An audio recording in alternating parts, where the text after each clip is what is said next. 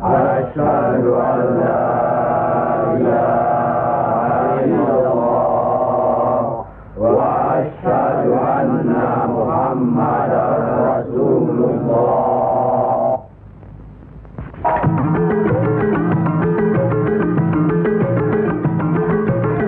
Gus Fakih Wirahadiningrat mengungkapkan bahwa ternyata Gus Rumail Abbas itu pernah mengaku bahwa dia dibackingi oleh seorang tokoh politik yang saat ini punya kepentingan terhadap kalangan Ba'alawi ya.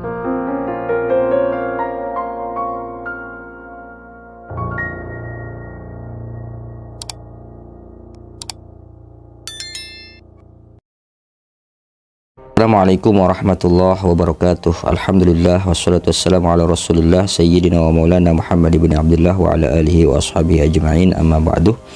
Sahabat-sahabat Guru Ngaji, selamat malam semuanya. Mudah-mudahan kita semua dalam keadaan sehat walafiat, amin ya rabbal alamin. Malam ini kita mendapatkan sebuah tulisan yang menarik sekali untuk kita bahas ya. Judulnya Nasib Tragis Ba'alawi di Nusantara dan Pemetaan Para Pendukungnya termasuk Gus Rumail Abbas. Ditulis oleh Gus Fakih Wirahadiningrat ya. Nah, tulisan ini cukup panjang. Saya ingin ke titik poinnya saja ya, yang saya penasaran ingin tahu isinya.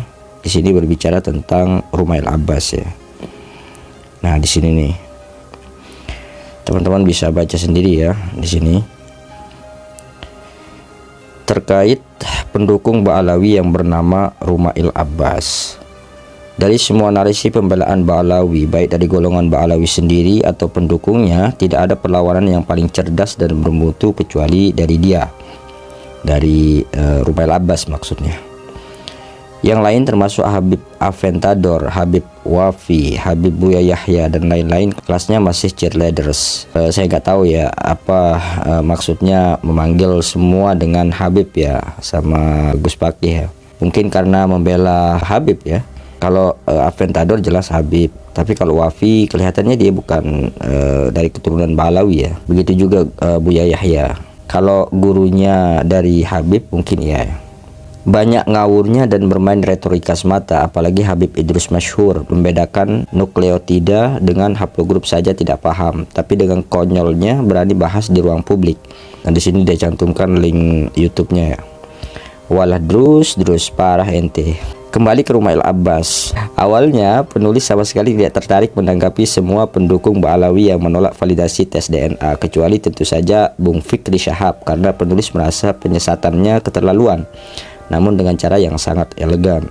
Ini ada tulisannya yang pernah ditulis oleh Gus Fakih sebelumnya. Ibaratnya kelas bintang 5 lah, bukan kaki 5 macam Idrus Masyhur. Dan penyesatan dengan kemasan luksuri inilah yang memaksa saudara kita Dr. Sugeng Sugiharto turun gunung, mengingat kredibilitas ilmu genetika sedang diperkosa oleh orang yang bukan bidangnya. Walau sebenarnya yang geram banyak, namun untuk sementara cukuplah beliau yang aktif memberikan edukasi. Minimal sudah ada 3 doktor dan kepala lab genomic BRIN sudah tampil di seminar nasional yang diselenggarakan oleh Padasuka tanggal 26 Agustus 2023 di UIN Jakarta. Bagaimana sesungguhnya menentukan garis nasab melalui tes DNA. Saya sebenarnya tidak ingin menulis apapun tentang dia, hingga Dr. Sugeng menunjukkan video lama di mana dia menyinggung saya secara pribadi. Apalagi kami sudah membuat pertemuan yang beliau, Gus Rumail, minta dirahasiakan. Entah apa yang ditakutkan, mungkin terkait pihak sponsor yang mendanai beliau, khawatir mencurigakannya, mungkin loh ya.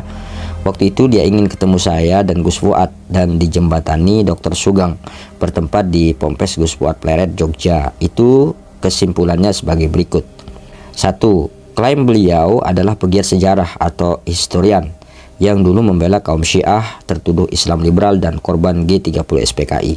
2. Penelitiannya tentang nasab Ba'alawi ini atas sponsor seorang politisi yang bermain politik dengan memanfaatkan beberapa tokoh Ba'alawi, dan jelas itu untuk kepentingan politik praktis, apalagi memasuki tahun-tahun politik.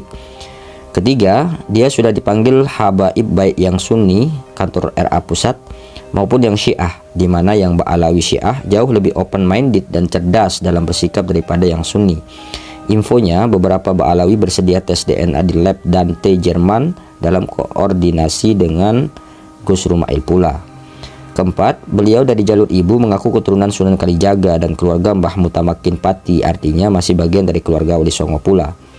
Kelima, dari ayahnya bukan Assegaf Ba'alawi tapi dari Al-Musawi Hijaz. Entah dari jalur mana, belum diterangkan secara lebih detail oleh yang bersangkutan langsung. Keenam, kita juga memberi narasi tegas bahwa Dr. Sugeng bilang bukumu tentang Ba'alawi akan jadi sampah kalau nanti DNA mereka yang ngaku emas ternyata terbukti hanyalah kuningan. Dan sebagai sesama kerabat atas pengakuannya di atas, saya mencoba memberi muatan apabila kadung disponsori buat buku, tolong dikasih narasi berkelit. Andai nanti situasi tidak menguntungkan tetap bisa selamat, yaitu manakala Nakib Bani Jamil yang mencatat nasab 3 putra Sayyid Ahmad bin Isa bilang, datuk kami tidak punya saudara bernama Ubaidillah. Ketujuh, dia minta sebagai pertemuan rahasia karena takut mungkin dituduh main dua kaki atau untuk kepentingan yang lain.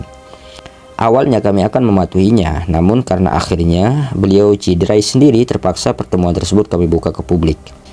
Kenapa kami anggap pertemuan tersebut dicederai oleh Gus RA sendiri, Rumail Abbas maksudnya? Setidaknya ada beberapa alasan. Pertama, harapan kami bahwa Gus Rumail Abbas akan sadar dengan logika sehat, malah memframing tes DNA dalam unggahannya yang menyesatkan. Ibaratnya setelah tahu dalamnya kami, malah mencoba bermain-main dengan narasi sesat. Itulah yang membuat akhirnya Dr. Sugeng sebagai inisiator pertemuan tersebut, kami minta agar membuat vlog edukasi DNA agar narasi sesat tidak meracuni publik lagi. Kedua, klaimnya akan tetap di barisan akal sehat, namun ternyata ketika hadir di seminar pada Suka, tidak berani bertanya, mungkin karena ada Profesor Anhar Gonggong, pakar sejarah sungguhan, bukan abal-abal. Bahkan ada Kiai Imaduddin Utsman sebagai pembicara di seminar pun tidak dimanfaatkan untuk diskusi yang sehat. Ketiga, malah segera cabut dari arena seminar dan mempercepat kehadiran di forum Banten sebagai pihak pembela Ba'alawi. Padahal di Jogja sudah bersepakat bahwa menguji kadar emasnya dahulu lebih utama daripada meributkan dokumennya. Ada banyak saksi dan selalu ada rekod di Pompes Gus Fuad Pleret. Terakhir, beliau pernah membuli saya sesuai video di atas ketika di awal kemunculannya ikut meramaikan polemik ini. Bagi saya yang punya pedoman, kita sangat bisa memanipulasi catatan manusia, namun tidak mungkin bisa memanipulasi catatan Tuhan dalam diri kita. Melihat siapa saja yang mencoba membuat narasi membela Ba'alawi tapi anti tes DNA, maka saya nilai selain tidak paham, juga sedang berusaha menyesatkan publik. Dan manusia-manusia seperti ini sungguh tidak layak ditanggapi. Lawang catatan Tuhan saja dia cederai, apalagi komitmen luhur kemanusiaan. Dan dalam bulian Kanjeng Gus Rumail itu menanyakan kapasitas saya berbicara DNA. Baiklah, perlu saya jawab agar narasi DNA yang semakin tegak ini mendapatkan posisinya yang mulia sebagai catatan Tuhan yang layak dimuliakan oleh manusia-manusia yang beriman dan berpikiran sehat. Ini jawaban saya. 1. Membatalkan klaim sesat nasab Ba'alawi. Tidak perlu turun gunung sekelas Profesor Herawati atau Dr. Sugeng Sugiharto, Dr. Eni Kim dan kawan-kawan. Cukup mahasiswa semester 4 jurusan biologi, karena sangat mudah, sebab klaim garis lurus laki-laki tersebut hanya berurusan dengan stabilnya DNA kromosom Y yang diturunkan melalui garis patrilineal, garis laki-laki. Kedua, dan alhamdulillah sebagai pemerhati DNA, selain saya bertanya kepada ahlinya, juga pernah kuliah di 4 kampus yang berbeda dan 2 kampus diantaranya sekilas membahas tentang DNA. 3. Walau tidak secara langsung, namun seolah gelar KRT saya juga dipertanyakan keabsahannya. Saya jawab bahwa ini adalah perlawanan kebudayaan, maka saya lebih suka menggunakan gelar kebudayaan daripada gelar akademik. Dan gelar tersebut resmi, bukan abal-abal, juga ditandatangani oleh raja yang sah dari beberapa keraton. Artinya mewakili kegelisahan keraton-keraton Nusantara yang sejarahnya juga dimanipulasi dan berusaha dibelokkan dengan narasi sesat ke arah Yamanisasi. Dan alhamdulillah sekarang barisan ilmuwan genetik siap memberikan testimoni kebenaran manakala kredibilitas sebuah ilmu mencoba dicederai dengan narasi sesat. Keempat, Gus Rumail juga mencoba membuli saya dengan situs Google Scholar untuk menguji kepakaran seseorang.